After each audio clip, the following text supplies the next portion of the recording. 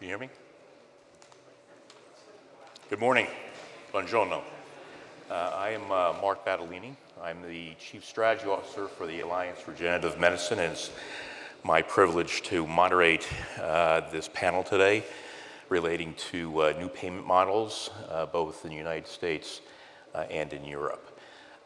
This panel was designated last for a very good reason.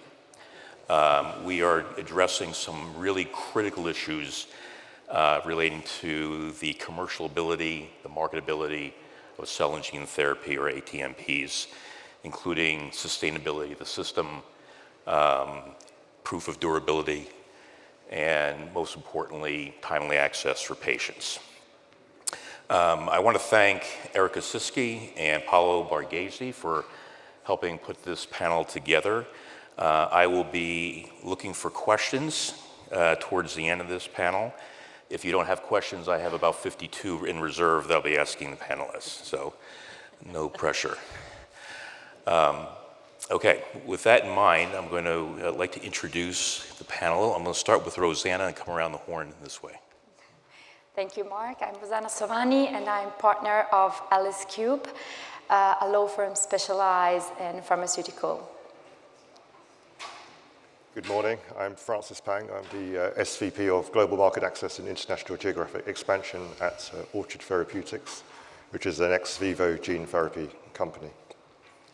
And I'm Liz Fowler. I'm on the faculty of Johns Hopkins Bloomberg School of Public Health, but formerly the director of the CMS Innovation Center, and before that led the global health policy team at Johnson & Johnson. Hi, and I'm Debbie Drane, currently head of strategic projects at CSL, but formerly head of global commercial development, where we commercialized a gene therapy product. Glad to be here. Good morning. Thank you very much for inviting me. My name is Stefano Benvenuti. I'm the head of public affairs and market access at Fondazione Telethon. Fondazione Telethon is a charity based in Italy that is distributing one ex vivo gene therapy, and we're trying to register a second one both in Europe and the US. Thank you for making a commitment to being here today. I want to start with a foundational question, and that is, when we look at the challenge in front of us, is it an economic or financial issue that we're dealing with? And Stefano, I'm going to start with you. Yeah, I think that if we want to touch upon that, we should look at numbers. So I've been looking at numbers of healthcare expenditures in different countries. We're talking about Europe. It spans from 6.6% in Ireland, 8% in Italy, to 12% in Germany. So it's not an economic point. And if you look within that healthcare expenditure, how much is for drug? In Italy, it's 15% of how overall healthcare expenditure is for drugs, which means that even if we double the expenditure for drugs, that will account only 1.2% as a percent of GDP, which means that the cost of healthcare in Italy, if we double the cost for pharmaceutical, will go to around 10%, which is still less than Germany. So it's not an economic problem. It's an economic problem only if we think that the resources for the healthcare and for the drugs are a closed pot. In that case, yes, you need to discuss how do I better allocate my resources and so on and so forth. But if we want to embrace innovation, and especially innovation that answers to the needs, the unmet needs of patients, and I'm thinking especially in rare disease patients, because that's the field that we work in, can't be an economic problem. I understand the financial one, but not the economic. Yeah. It's a matter also of prioritization with ATMPs and what the payer is willing to assess on that, correct? Yeah, absolutely. And I think that looking at the patient unmet need is key. I mean, we need to develop things that really matters for the patients. Yeah. Francis, you agree with that?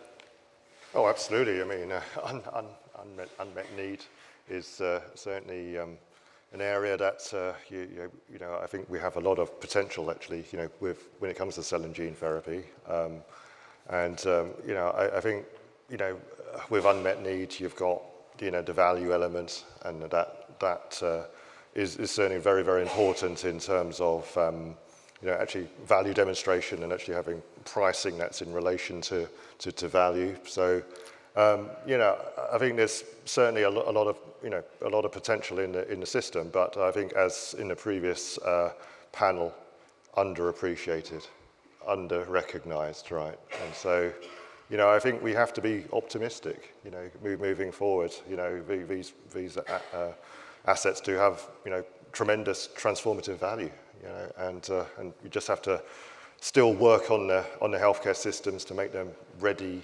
and to be able to adopt these innovations. You know, it's been difficult, but we still need to, you know, plug away. I should have mentioned at the very beginning, and when I did the introductions, that the folks up here are basically innovators in this field. We're just not identifying the issues, which we probably all know anyway, but they've advanced some really important solutions to this area. Debbie, congratulations on your negotiations with Germany. Can you go into, and it wasn't the only country, by the way, right? You had several that you've been successful with, UK, yes. Denmark. From a broader perspective, what was the path of least resistance? Which country was the path of least resistance when you were negotiating?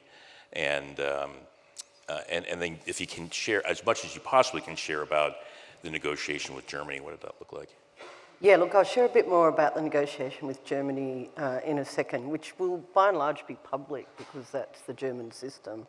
But countries like Denmark, Austria, Spain to some extent, were very open to have kind of different discussions. The UK even. Germany was actually very difficult. So we were so excited, you know, a couple of weeks ago to finally get agreement with Germany after, you know, almost 2 years of negotiations. And the agreement itself is really quite innovative. So prior agreements in Germany were so-called cohort models for gene therapy, where they would make a once-off payment. They wouldn't really monitor. They would monitor at the cohort level, but they weren't really performance-based per se. And we were trying to convince Germany that a better approach, especially with gene therapies that are replacing current other chronic therapy. The model may not work for everything, but in that case, there's already a budget for chronic therapy. And so our concept was to make it budget neutral for them. So we took the financial element away. There was still the issue of the economic element because the systems aren't today set up to, say, do annualized payments, as an example, which would be the ultimate model if you are replacing a current therapy. And that's what we tried to convince them. But the system couldn't take that. So then we worked with them on a way to kind of keep within the realms of the system, but still have this concept of replacing current budget. And that's where we arrived at this performance-based model, which is on an individual patient basis. So the model, you know, the price is agreed at the federal level, and then the execution and the monitoring happens at the local level because the German payer doesn't actually have access to individual patient data, and they probably never will. So it's going to be monitored at the local level, but there's no renegotiation at the local level like there has been in the past. So the performance base has already been agreed to. The definition of failure, if you like, for when you would rebate has been agreed to. It's still an upfront one-off payment because the system can't really cope with anything else. But it's based on an agreed kind of cap at the current cost and incorporating future costs of annual care, in this case for a haemophilia B patient. And then at a certain point, there's no further payment, and as long as the gene therapy is still working, then it's paying back with no payment. And I think one of the issues and one of the things that really helped get this across the line is the systems are set up to pay for a drug as the drug is administered. originally for small molecules. Even biologics had a few challenges with the system in the beginning. So we were kind of trying to convince them that at least in this case, the gene therapy is not the drug, it's simply a delivery vehicle. The drug will then be made by each individual patient every single day. And if you actually paid for the amount of drug that is being produced now by these patients that have had gene therapy, it would be a lot more than the current cost of standard of care. Yep. And so we had to move their mindset from this one-off payment for an infusion to not a lifetime, because we have capped it, to payment over time for drug that's being created now within the body. So we're hopeful, we still believe this adaptive model, because systems aren't going to be able to continue to afford one-off payment after one-off payment after one-off payment as more and more and more gene therapies come in. So we still believe that the system, albeit we're really excited in Germany now, and we've made some changes, there's probably still more to be made in the broader gene therapy space, so that people in the future don't have to negotiate for 2 years to get an individual solution, that it's a solution that's more broadly applicable, and that's kind of where we'd really like to get to. I'm going to come back to the second part of the question first, but one of the challenges we had at Bluebird was trying to institute the cost offsets associated with chelation and blood transfusion. That was a hurdle we just got to get over with Germany. Were they more flexible in that regard regarding cost effectiveness? Yeah, well, because we didn't really use cost effectiveness with them. We simply used annual cost of chronic therapy today. We didn't offset any other costs, so they're getting all those.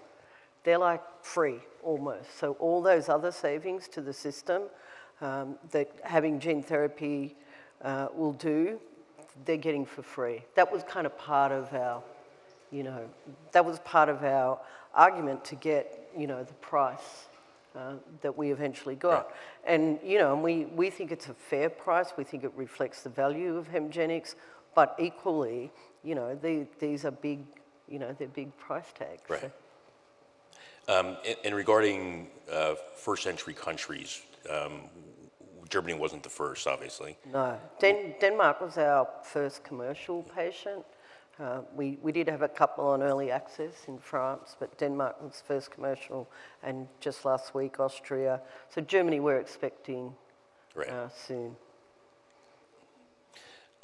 Rosanna, when we were at Bluebird working together, we were part of a project known as Project Vita, relating to flexibility in payment models. You want to describe what Project Vita was and where it is now? Yes, sure. Thank you, Mark. Well, actually, we started in late 2020 with this project. The aim was that of trying to shift the paradigm from traditional drugs to cell and gene therapies, which is the new, and people had to understand, starting from not only experts, but also institutions. And when I talk about institution, we started from Parliament, and then we moved up through government and patient association, scientific society. To do this, we coordinated a coalition that was called Vita, made of companies, and that collaborate through the years with patient associations, scientific society, institutions, and Parliament, I would say too, because we have run 2 training at parliamentary level that were aimed at introducing Parliament to cell and gene and letting them understanding the differences from the development starting point up to the patient journey. So it was really important for them to understand what was the new coming and which were the barriers and challenges as well as opportunities that the country had. And this was started in 2020, and through these 5 years, I would say that nearly each year we continue training the political part as well as the government part on this. And the main issue we wanted them to understand, it was to change from, because what was said from the panelists that just spoke is true. I mean, there is an economic and financial problems in terms of culture. I mean, when you speak about gene therapy, you are talking about upfront costs, high upfront costs, and then over time benefits, which is really different from traditional drugs, very common to investment in economic and financial terms. And so they had to understand this. This was the change they had to understand and to dive in deep on this, because bringing them to switch from price to value, it was really important. Otherwise, they would have been stuck to the price, which is high, and they wouldn't understand which was the value, which is the value for the national health system. In Italy, I don't know in other countries, but I think it's similar. We usually, I mean, payers usually speaks about direct costs. They never think about indirect costs, social costs, everything that is around the therapy and the administration of the therapy and the benefits over time. So also this was a very big challenge to having them understanding that it was the whole of the system that would have benefit from advanced therapies. And I mean, we have been helped by academics. We've collaborated with very prestigious academics. We have been organizing at European level, at the Parliament, European Parliament events with Cittadinanza Attiva, so citizen network in Europe, and with maps also, leveraging and twining with Italian maps. And also, we have been working this year also with the Ministry of Health and Ministry of Economy. I would say also IFA, they are really, we are facing a new IFA. I mean, everything has changed in the past 2 years in Italy, but I would say that the new IFA and also the new Ministry of Health and Ministry of Economy is quite open and have understood the value of gene therapy, and they are trying to work out something that could fit payment at result models, because they really understand the value of this kind of models. Hemdengex, are you negotiating in Italy now, Debbie? You are, okay. There was an issue. There was an issue on the budget that we had. You want to explain what that issue was? Yes, well, actually, the problem is that payment at result model has, the first barrier is accountancy rules, European accountancy rules. Actually, we have been explaining them that that's true. I mean, we have ESA rule 2010 that they don't fit with this kind of model if we are talking about high-level accountancy rules. In Italy, we can use some national accountancy rule that could be, in a medium term, could be used in order to implement this kind of contracts. But this is a matter of how much the Ministry of Economy is keen to use this kind of special instrument, I would call them. But indeed, there is, we have been, I mean, differently from the past, Mark, this year, the Ministry of Health has started a pilot project with which the Ministry of Health demonstrated the value over time of a gene therapy, of a specific gene therapy. It was one pilot project on one gene therapy, and demonstrated that the health system can have a turn back of investment in 5 years.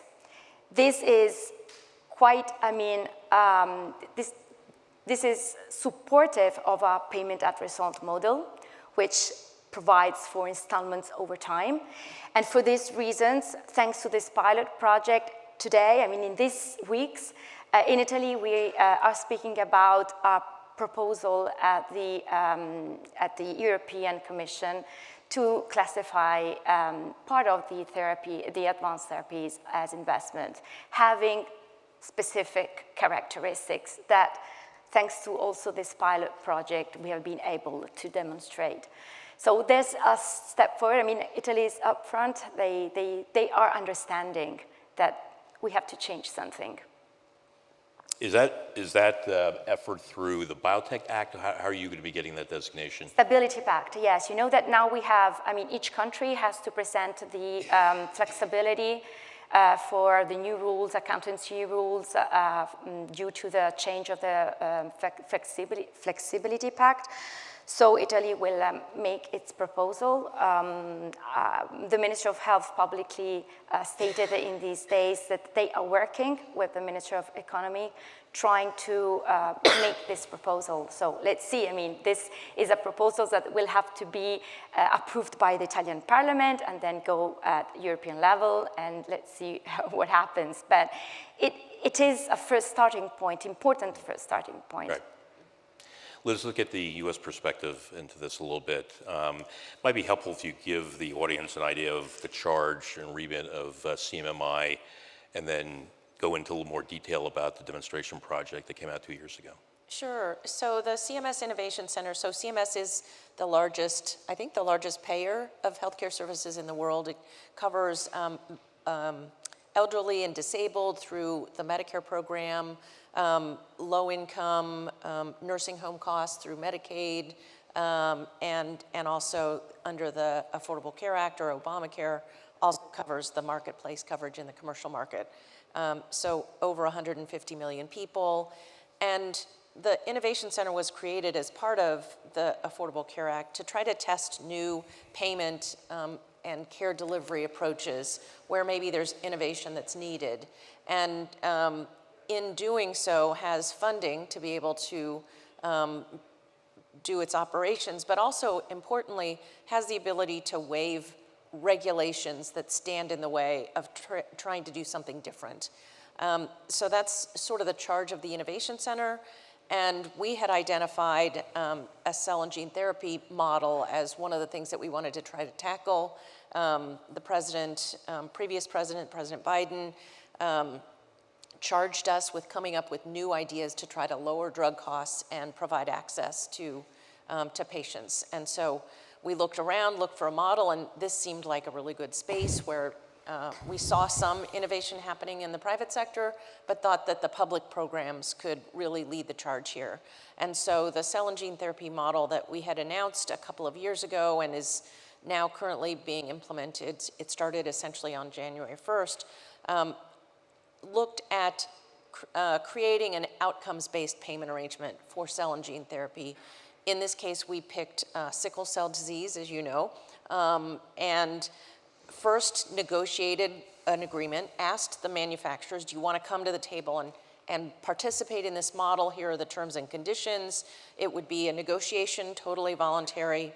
And then it was in Medicaid, which is the low-income state-based coverage approach in the US. We invited then all of the states to participate. Here are the terms and conditions. Would you like to participate? And in the process, CMS, the federal agency, is collecting all the data, helping with the outcomes measurement, administering the model on behalf of states and on behalf of the manufacturers. So we were successful in negotiating an agreement with both manufacturers. They haven't announced which states are participating, but my understanding is it's the vast majority of patients with sickle cell disease who've decided to come to the table. And so really an innovative approach. I think one thing maybe to point out, you asked the question of whether this is an economic or a financing model. It really is both. I mean, we're really asking, we have a 21st century therapies and a 20th century payment and delivery system. So we're asking everyone across the board to do things differently, not just the manufacturers, the payers, both public and private, but also the providers. And so working out all of the terms and conditions and what that, you know, how all of those pieces can come together it took, you know, the better part of a year. Debbie's been at this for a while. You know how long this takes, but we were pleased with the success. And it's a model that's supported in our system by both sides of the political spectrum, so the model will continue and hopefully potentially offer an approach that can be applied to other cell and gene therapies and other innovative therapy solutions out there. Right. I know you're no longer at CMMI, but are there any barriers, any learnings that you can take away and share, any barriers that we're going to have to address to make this broader? I think, we chose sickle cell disease because the outcome measures were so clear, potentially curative, with certain endpoints that we worked out with manufacturers. I think one of the barriers is that, think about 50 states plus the District of Columbia and the US territories. Some valued more an upfront discount. Some valued the actual rebate approach if the endpoints weren't met. And so trying to take one approach that applies to all of those different payers, essentially, and meet everyone's expectations with a single agreement, I think was actually quite challenging.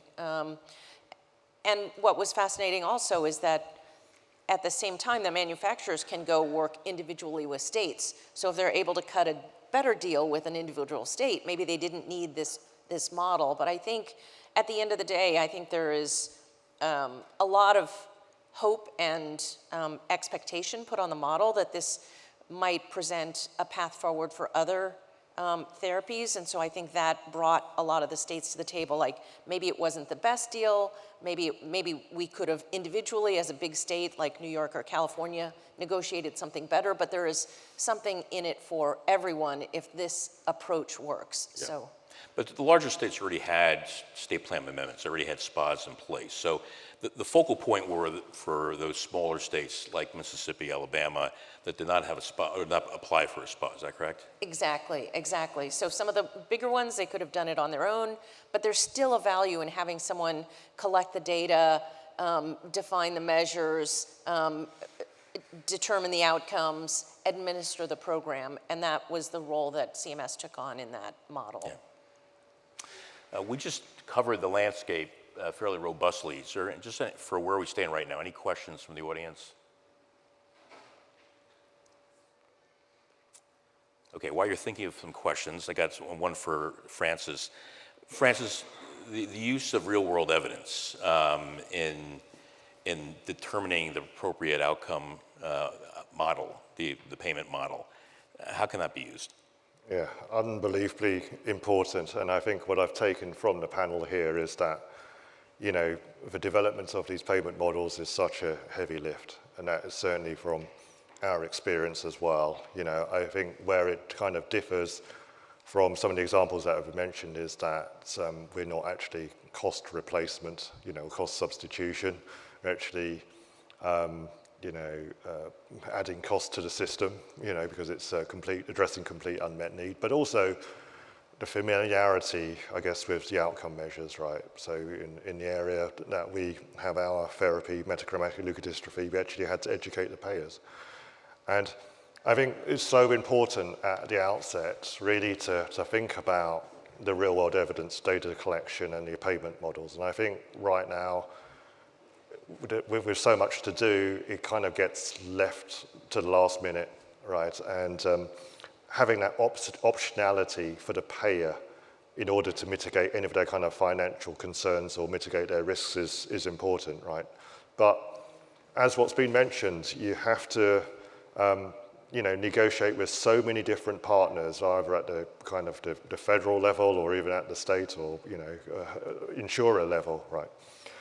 So when it comes to real-world evidence, and the question that you've asked me about, I guess the main parameter that is uncertain is always the durability, right? And, does the outcomes meet expectations over time? And that's where real-world evidence, can be really, really important. But so what you're doing is you actually have you're using your existing, your therapy as the control over time. But there is the other question as well, which is, how do your outcomes compare against the comparator? And that's another dimension of real-world evidence. I think from the experience that we have is that the data collection actually has to be straightforward, right? I mean, are these measures that are being collected for re-adjudication, reassessment, are they collected in routine practice, right? And so, you know, motor progression could be observed by perhaps, you know, wheelchair use, for example, you know, and you know, so what's familiar to perhaps the administrators, you know, within, you know, the, you know, who are adjudicating, you know, it's really, really important to have measures that are not only applicable in the clinical trial setting, right? So I think when it also comes to real world evidence in terms of you've got your near term and long term, so certainly there will be signals that your gene therapy is working quite quickly. It could be engraftment, it could be early signs of biochemical activity, right? And then there would be some kind of perhaps financial aspect to that. And then over time, you're probably measuring things that are like motor, cognitive progression.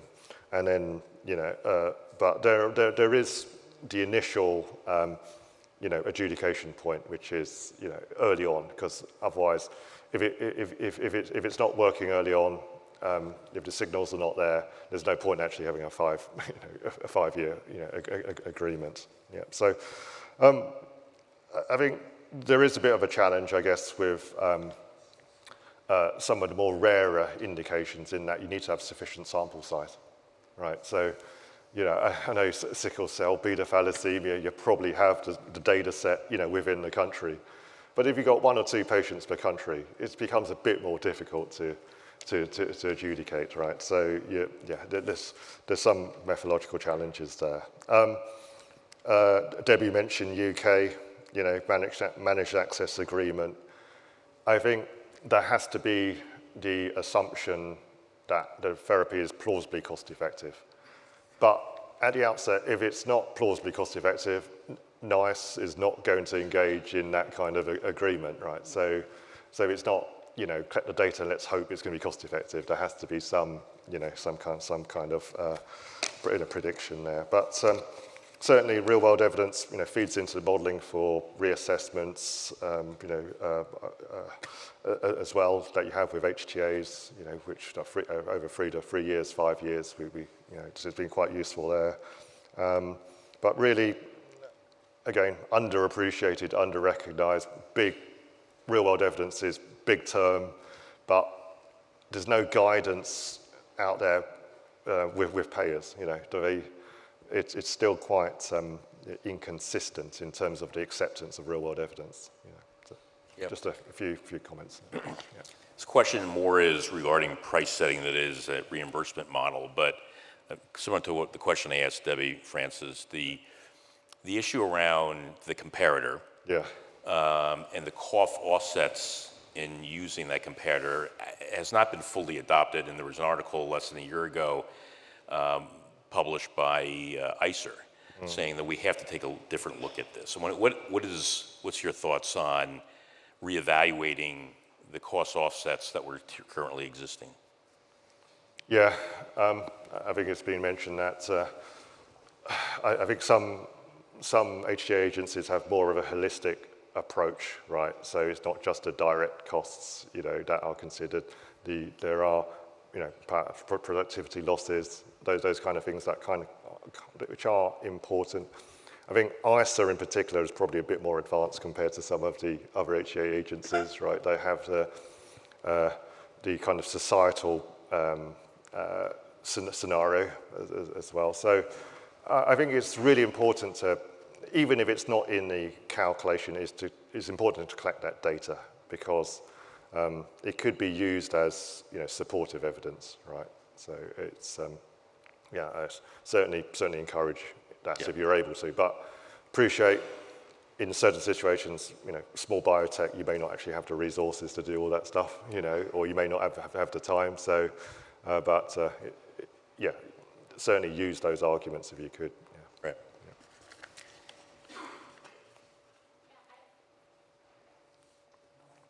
I have a question for Liz and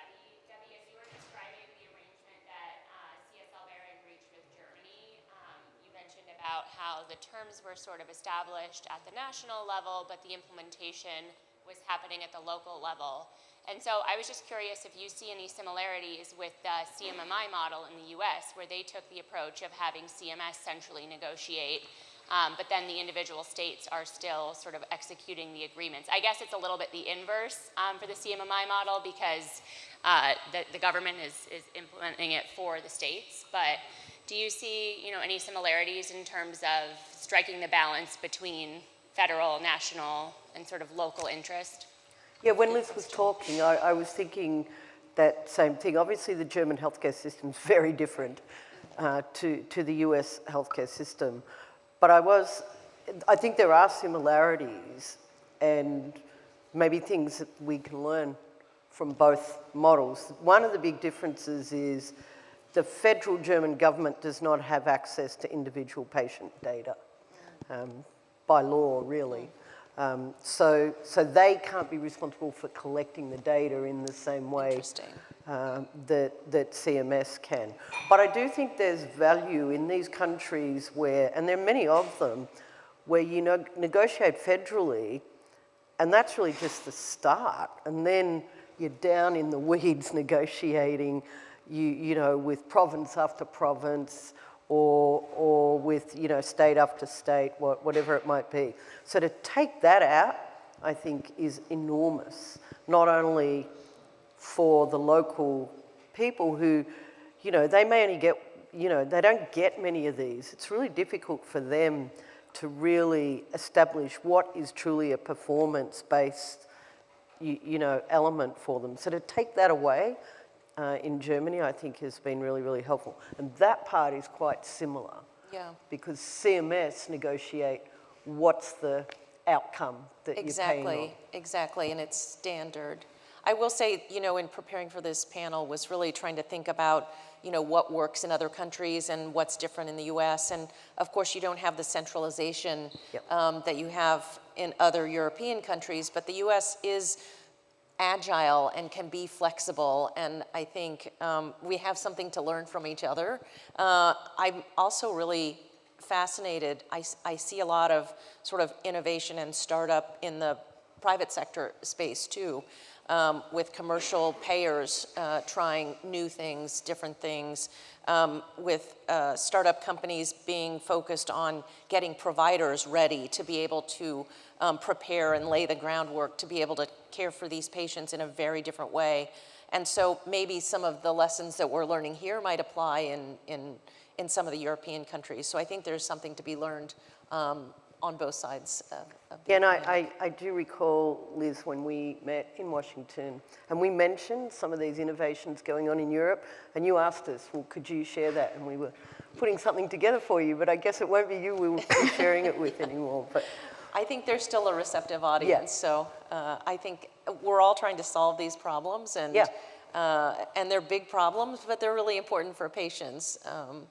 I also wanted to go back to something that Rosanna, and this was a sort of a common theme of the sort of direct savings versus the indirect savings, and that's one of the challenges, Mark, you asked, and I didn't mention it at the time, but just trying to convince, the actuaries and the budgeteers that actually, getting patients to be able to work and go to school, like the economic benefit of having patients fully functional and free of their disease is something that isn't included in the way that they think about the scoring or the budget costs, but is really important in terms of societal benefits. And we never were able to sort of convince the number crunchers to include those benefits in the equation, but maybe that's coming eventually. Yeah. It sounds like other countries are making better progress in sort of thinking beyond the sort of direct costs. I would add also that it's not only benefit in terms of increase of productivity, but we have also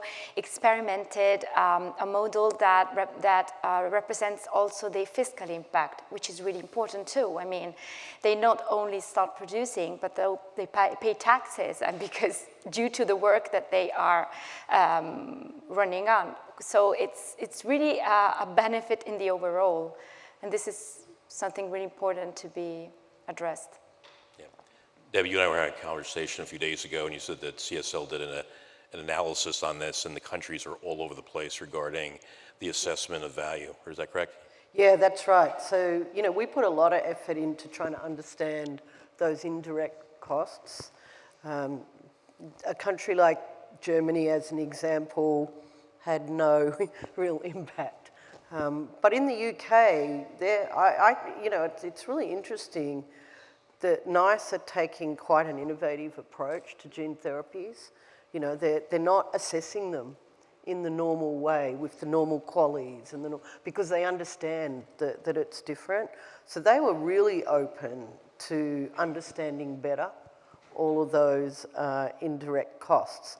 You know, you have different issues with different companies. So I think you mentioned, Francis, to even talk to NICE, you've got to pass the cost effectiveness hurdle. But at least for gene therapy, they're looking at it with a different model compared to, say, a small molecule or even a biologic. But you do have to be able to pass that hurdle. So truly understanding all those indirect costs is critical to getting you past that hurdle in the UK. And other countries, some were interested, some it just doesn't fit within their current way of working. You know, I have this vision at some point that we'll all agree on one way to do stuff, but maybe that's a vision beyond. Like even for the EU as an example, with such a strong European Commission, you still, I mean, there's really nothing you can do at the EU level today. You've got to go straight to the countries, and then you've often got to go down into the provinces, and they're all doing things differently. And I don't know how smaller companies are going to cope. We barely cope. You know, we have a huge team doing this, and to your point, Francis, it never stops. You're always having to generate data because you're always having to justify, you know, the approach that you're taking. So it's really, really labor intensive, really expensive. Maybe over time, when gene therapies are a little more standard, it'll become, you know, less burdensome. But at the moment, you know, we're having success, but it's with a very large team and a lot of investment. Right, absolutely. Yeah, which is, if you work on very rare disease, as Francis, as we do, that becomes becoming an issue when you have more people working on than patient treated. Yeah. You know, that's the reality if you work in Europe. And one point that I find so difficult to understand is why every payer should pick a different outcome or should pick a different time when to look at that outcome for performance-based pricing, reimbursement. Especially, you know, if you think cell and gene therapy, they really change the life of the patients. Why can't we at least agree on having the same outcome at the same time point so that the developer can set up one proper follow-up study, and that is the one that informs the decision on the payment by everybody, not just that every country has a different measure and a different timeline. I think that makes a big difference for smaller developer and for very rare disease where you really, you know, end up having different models in different countries, different negotiation, different prices, and it's like, wow. Yeah, and certainly what's been mentioned already is that sometimes coming to the agreement on the payment model actually takes longer than the HTA process itself, you know, in terms of the, you know, clinical and economic review of the data, which cannot be, you know, and whilst you're still debating or coming to the agreement on the payment model, but, you know, we've got patients out there, and some of those diseases are particularly aggressive, you know, you know, so yeah, there has to be some kind of standardization and common understanding of what looks good, you know, what is best practice. And I think, you know, from the experience, you know, you kind of, everything's up for negotiation every single time, you know, in terms of duration, the endpoints, you know, the rebate structure. There's no consistency, you know, it's just, it has to be a bit more efficient. And maybe the EU JCA will help that, you know, as Debbie's mentioned. Well, and it's interesting you raise the EU JCA because I think it's got the potential to, if it's implemented, the same in all member states. And at the moment, there's no governance over enforcing how it's implemented. So as an example, you will have to go down joint clinical assessment, but the countries aren't forced to take that assessment. They can decide whether they want to take it or whether they want to do their own. Yeah. And in my experience, once you get to a country level, it's different in Germany, it's different in France, you know. So the JCA is a great concept, and I think the European Commission have to really help, you know, enforce implementation of it, or it's not going to bring the outcome. And in fact, you're just going to have to wait twice as long because you're going to have to do 2 clinical assessments. Well, and not to bring yet another complicating factor in, but even for the same disease, you know, you might have 2 different manufacturers who see outcomes and want to think about different variables that come into the agreement. So just looking at the CMMI model, there's 2 manufacturers. Those agreements are not the same for both manufacturers. They're different.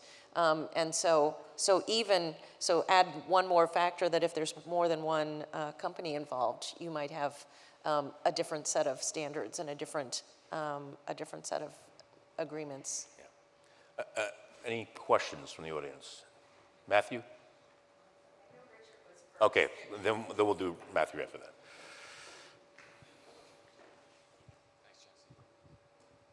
So it's an interesting discussion. I feel as though there's kind of, to maybe a little controversial, every time we get into the topic of payment models, it's up on a variation of it's always complex, it's always messy, there's always a lack of precedent. And I'm kind of wondering to what extent, you know, we look back now, Zolgensma has been around for 5 years plus.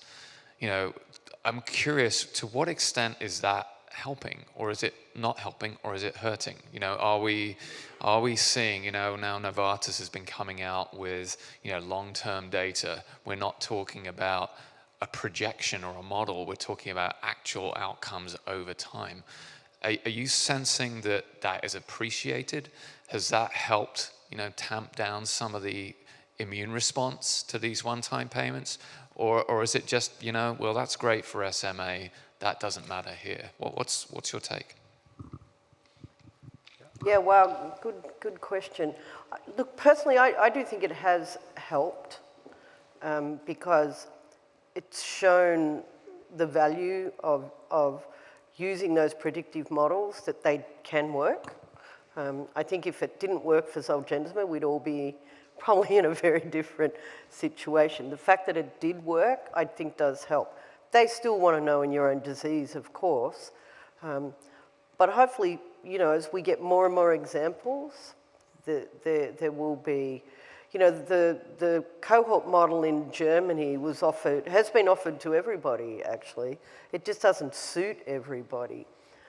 So now having, hopefully, an alternate that's much more patient by patient could be helpful. So I do think every time someone's successful, it helps. I don't know how many it's going to take before it's not burdensome, though. I think all of these prove a concept, and once you have one example, then you can look and see what did we learn and build on that. So I think, you know, I think it'll accelerate over time, and it sort of has to if you look at the pipeline. I mean, that's how we were looking at it, that you look at the pipeline, and if there's no solution, how are you going to deal with the next one that comes on board? And so each one is sort of a proof of concept. If I can, Mark, there's also maybe another problem linked to this kind of agreements. I mean, Italy has been experimenting, managing the anti-agreement since 2018, but then there has been a sort of stop in using them. And basically, the reason for this stop is also an administrative hurdle. I mean, in Italy, managed anti-agreements are associated to registers. And managing registers is an administrative hurdle for the agencies, for the payer. And in Italy, where we have 21 regions, it's also a matter of administrate the financial flow linked to installment payments or payment by result agreements. So this is something that makes difficult the implementation, despite at the very beginning in the culturally understanding of this kind of agreements. There's something that has to be also addressed under an administrative standpoint.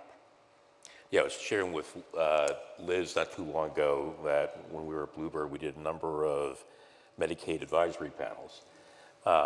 And when it came to rare, ultra rare, they just didn't have the appetite for it because it's for that reason. I mean, too many, when you're dealing with androleukadystrophy, even beta thalassemia.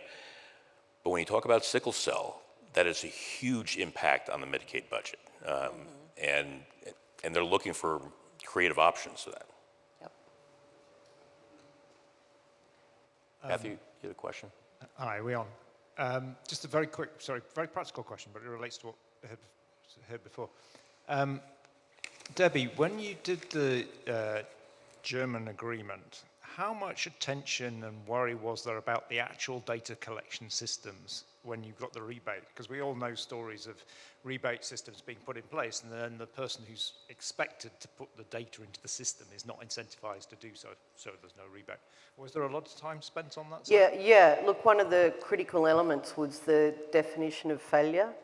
And it's probably lucky in haemophilia, especially in Germany. It's a very well-known, there's lots of really good KOLs, lots of great patient advocacy.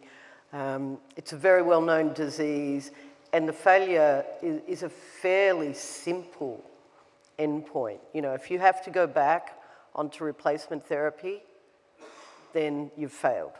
If you don't go back onto replacement therapy, and because replacement therapy is a drug done through, you know, their hospital ordering system, it's pretty easy for them. I don't think that's necessarily the same. It's certainly not the same in diseases where you don't today have a current chronic therapy. So I think we had a bit of an advantage there because the system's already in place. So yes, there was a lot of discussion around what's the definition of going back onto replacement therapy. You know, because one of our worries, not worry because it's kind of a good worry, you know, now we have these people that have very high factor levels and, you know, now they think they're Superman and they can do anything. You know, normal people bleed. So, you know, it's not like if they have an accident or have a bump, they're not going to bleed. And so there may be times when short-term factor might be needed still in those kind of emergency situations. So that's where the discussion was. But we were lucky that we had a pretty easy for them endpoint to follow. Hi. And Virginia Eggerman from Tessera. I had a quick question with regard to what you said, Liz, about the fact that my understanding is that for sickle cell, there were different agreements based on different endpoints.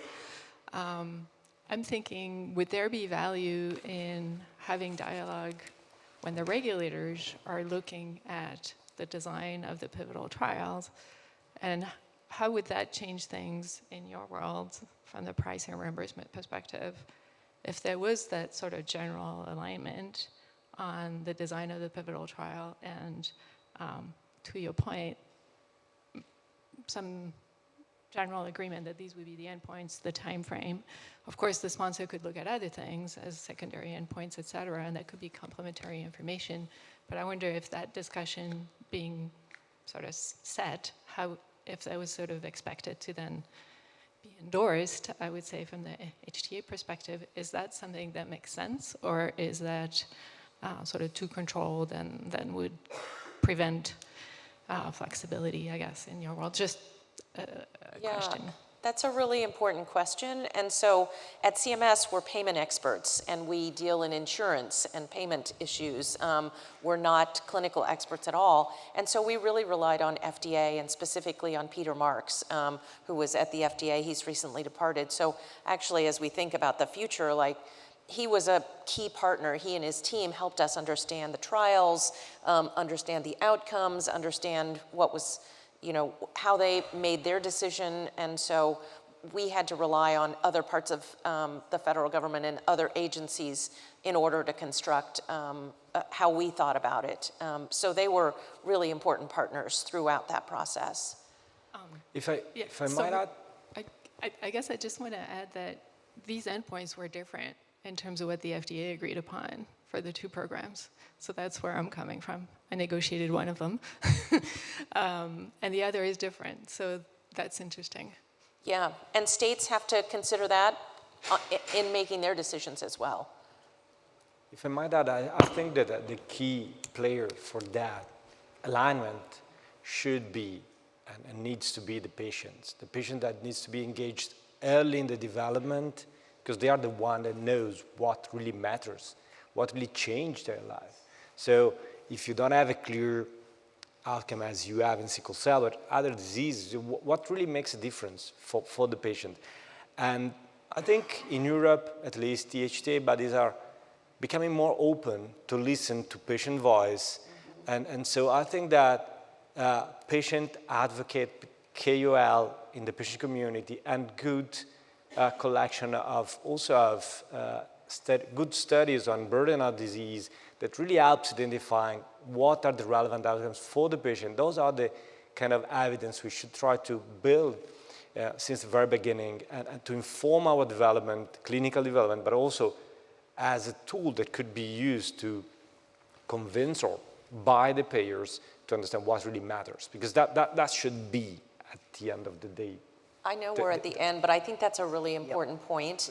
And we actually had mapped out a patient journey map for what does the patient care journey look like today, and what would it look like, what's different, if this therapy works, and really help spell it out for, I think, the leadership, and it was a really important part of the development of the model. Don't worry about the clock. We're the last panel, so as long as you don't have to make a flight, I can stay here all day and listen to this conversation.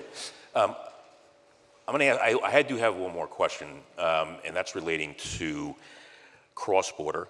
As you all know, we have most of the companies in the space have a hub and spoke system. We have a number of centers of excellence, not in every state, not in every country. So what are the implications with the cross-border, the S2 application, as it applies to some of these payment models? Yeah, that's a key question. Thank you.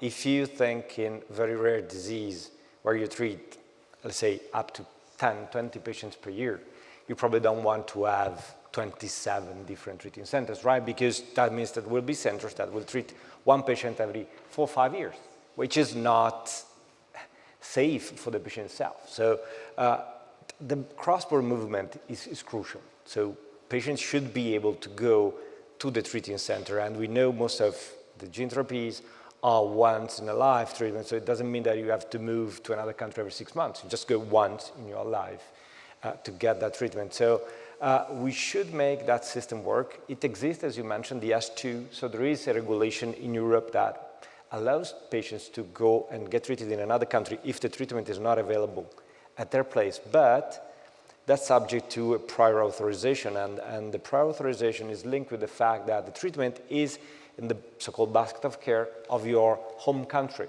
What that means that in principle, to be in the basket of care, you should negotiate a price and reimbursement there. But so we ended up in a vicious circle where you should go to, let's say, Austria, negotiate a price and reimbursement in Austria, knowing that you will never have a treating center there. Right. So that price you're going to negotiate will never apply because patients will not be treated there. But just to be sure that this treatment is in the basket of care. So I think that the JCA at least should, if we could use the JCA to solve this, say, well, if the JCA kind of review is positive, then this treatment is in the basket of care for every European citizen, that could be a major step forward for access for the patients, especially for, rare, ultra-rare diseases. Right.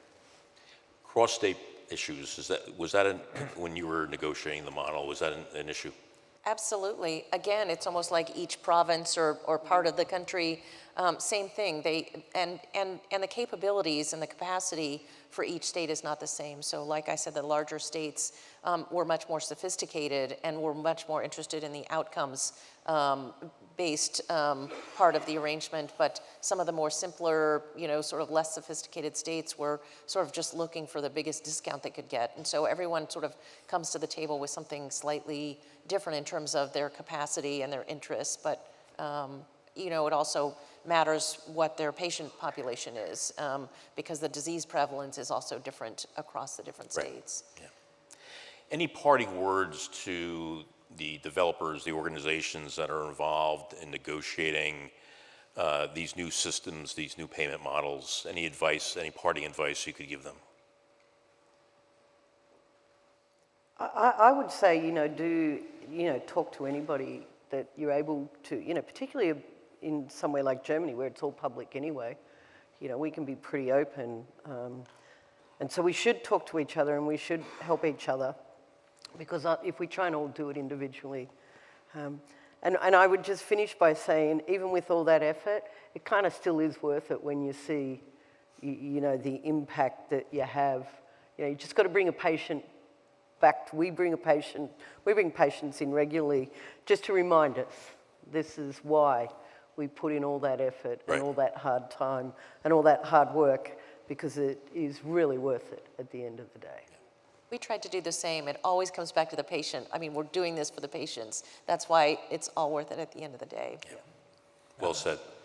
Francis? Yeah, I think it's certainly important to actually have these payment models, or have concepts of payment models within your portfolio of projects, right, that you're using for, for sort of price reimbursement, health technology assessment. I think Germany does offer early opportunity when it comes to piloting some of these agreements, individual insurers. Certainly, I think the point about patient and clinical expert consultation on the suitability of the outcome measures, is certainly important, but also start early, I guess, and if you're able to. I know it's quite difficult. And there are examples out there. As what's been mentioned at Zolgensma, I think some of the payers have been inspired by the Zolgensma case study, but I think we need a portfolio of case studies, actually. I don't think the Zolgensma case is actually applicable to all the disease areas that we have cell and gene therapy currently, or in the future. I could go on for another hour, but I see Jancy giving me the cut sign. So I want to thank the panelists. This was, and their commitment to coming out here. Debbie just landed like 6 hours ago from Dublin. I know Liz came across the pond for this, and I really appreciate allocating your time for this. Thank you very much. I wanted just one more note for membership. Jancy, do you have that slide? Okay, anyway. We have a meeting on MESA, October 6th through 8th in Phoenix, there we go, this year. One of the things I keep on hearing from this meeting in particular is the networking, the discussions, access to innovators and experts like we have up here on the stage. I really would encourage you to look at attending a meeting on the MESA in Arizona. If you like dry heat, it's your thing, believe me. So, all right, thank you all. Appreciate it. Thanks so much.